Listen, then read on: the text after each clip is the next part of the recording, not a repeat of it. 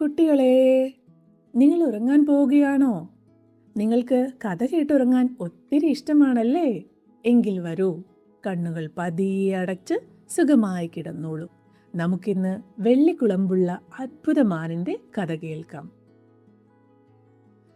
പണ്ട് പണ്ട് ഒരുപാട് ദൂരെ മഞ്ഞ് പുതച്ചു കിടക്കുന്ന ഒരു വലിയ വനമുണ്ടായിരുന്നു. അവിടെ കോക്കോവാന്യ എന്നു പേരുള്ള ഒരു വയസ്സായ വേട്ടക്കാരൻ താമസിച്ചിരുന്നു. പാവം കോക്കോവാന്യ ആ കാട്ടിലെ ഒരു ചെറിയ മരക്കുടിലിൽ ഒറ്റയ്ക്കായിരുന്നു താമസം. കാട്ടിലെ ഓരോ മരത്തെയും ഓരോ വഴികളെയും അപ്പൂപ്പന് നന്നായി അറിയാമായിരുന്നു. എങ്കിലും വൈകുന്നേരങ്ങളിൽ ആ കുടിലിൽ തനിച്ചിരിക്കുമ്പോൾ അപ്പൂപ്പന് നല്ല വിഷമം തോന്നുമായിരുന്നു. കൂട്ടിന് ആരെങ്കിലും ഉണ്ടായിരുന്നെങ്കിൽ എന്ന് അദ്ദേഹം എപ്പോഴും ആഗ്രഹിച്ചു. ഒരിക്കൽ അടുത്തുള്ള ഒരു ഗ്രാമത്തിൽ പോയപ്പോൾ കോക്കോവാന്യ ഒരു ചെറിയ പെൺകുട്ടിയെ കണ്ടു. അവളുടെ പേര് ദാര്യോങ്ക എന്നായിരുന്നു.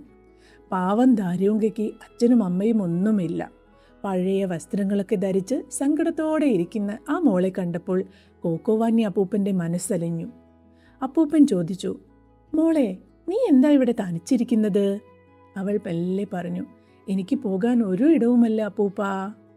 കോക്കോവാന്യ ചിരിച്ചുകൊണ്ട് അവളുടെ കൈ പിടിച്ചു. നീ എൻ്റെ കൂടെ പോരുന്നോ? എൻ്റെ വീട് ചെറുതാണെങ്കിലും നല്ല ചൂടുള്ളതാണ്. നമുക്കൊന്നിച്ച് താമസിക്കാം. അതോടെ ദാര്യോങ്കയുടെ മുഖം തെളിഞ്ഞു. അവൾ അപ്പൂപ്പൻ്റെ കൂടെ കാട്ടിലെ കുടിലിലേക്ക് പോയി. കൂട്ടിന് അവളുടെ കുസൃതിക്കാരനായ പൂച്ചയുമുണ്ടായിരുന്നു. പിന്നെ പിന്നെ ആ ചെറിയ കുടിലിൽ സന്തോഷം നിറഞ്ഞു. രാത്രിയാകുമ്പോൾ തീ കായുന്നതിനിടയിൽ അപ്പൂപ്പൻ ദാര്യോങ്കയ്ക്ക് ഒരുപാട് കഥകൾ പറഞ്ഞു കൊടുക്കും.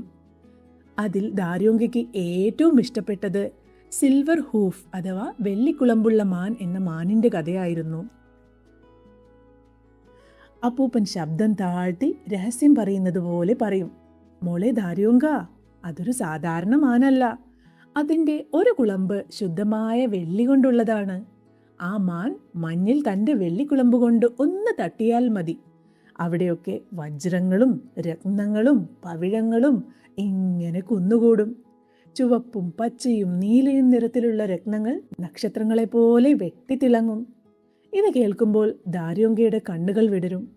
അപ്പൂപ്പ, എനിക്കതിനെ ഒന്ന് കാണാൻ പറ്റുമോ? അവൾ ചോദിക്കും.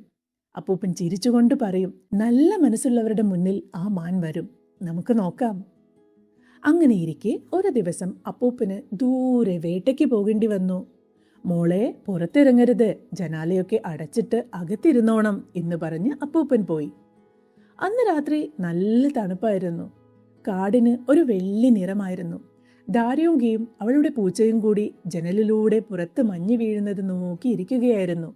പെട്ടെന്ന് കാടിന്റെ ഉള്ളിൽ നിന്നും ഒരു ശബ്ദം, ടക് ടക് ടക് ടക്.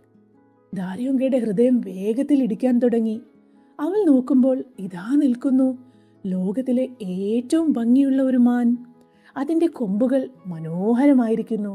അതിന്റെ ഒരു കുളമ്പ് ചന്ദ്രപ്രകാശത്തിൽ തിളങ്ങുന്നുണ്ടായിരുന്നു. അവൾ പതുക്കെ മന്ത്രിച്ചു, അതെ, ഇത് വെള്ളിക്കുളമ്പുള്ള ആ മാൻ തന്നെ.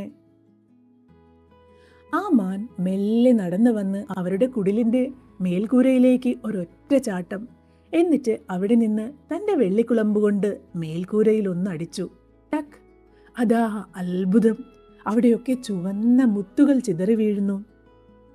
അടുത്ത തവണ കുളമ്പടിച്ചപ്പോൾ പച്ചയും നീലയും നിറത്തിലുള്ള രത്നങ്ങൾ മഞ്ഞുതുള്ളികൾ പോലെ പൊഴിഞ്ഞു. കുടിലിനു ചുറ്റും പ്രകാശം പരന്നു.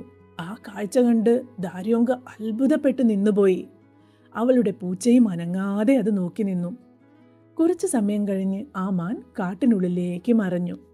പിറ്റേന്ന് രാവിലെ അപ്പൂപ്പൻ വന്നപ്പോൾ കണ്ടത് വീടിനു ചുറ്റും കുന്നുകൂടി കിടക്കുന്ന രത്നങ്ങളാണ്. സൂര്യപ്രകാശത്തിൽ അവ മഴവില്ല് പോലെ തിളങ്ങുന്നു. ദാര്യോങ്ക ഓടിച്ചെന്ന് അപ്പൂപ്പനോട് നടന്നതെല്ലാം പറഞ്ഞു. അപ്പൂപ്പൻ സന്തോഷത്തോടെ പറഞ്ഞു, നമുക്ക് ആവശ്യമുള്ളത് മാത്രം ഇതിൽ നിന്ന് എടുക്കാം മോളെ. നമ്മൾ ഒരിക്കലും അത്യാഗ്രഹികളാവരുത്. അവർ കുറച്ച് രത്നങ്ങൾ മാത്രം എടുത്തു. അതോടെ അവരുടെ ദാരിദ്ര്യവും മാറി. അവർക്ക് നല്ല വസ്ത്രങ്ങളും ഭക്ഷണവും കിട്ടി. എങ്കിലും അവർ പഴയതുപോലെ തന്നെ വിനയമുള്ളവരായി ജീവിച്ചു.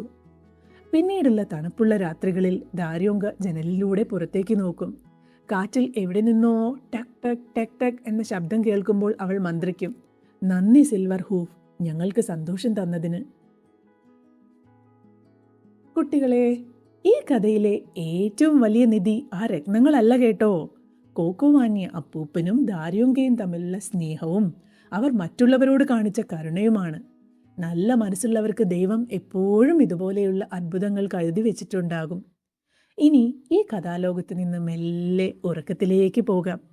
നല്ല സ്വപ്നങ്ങൾ കണ്ട് ചിരിച്ചുകൊണ്ട് ഉറങ്ങിക്കോളൂ. ശുഭരാത്രി.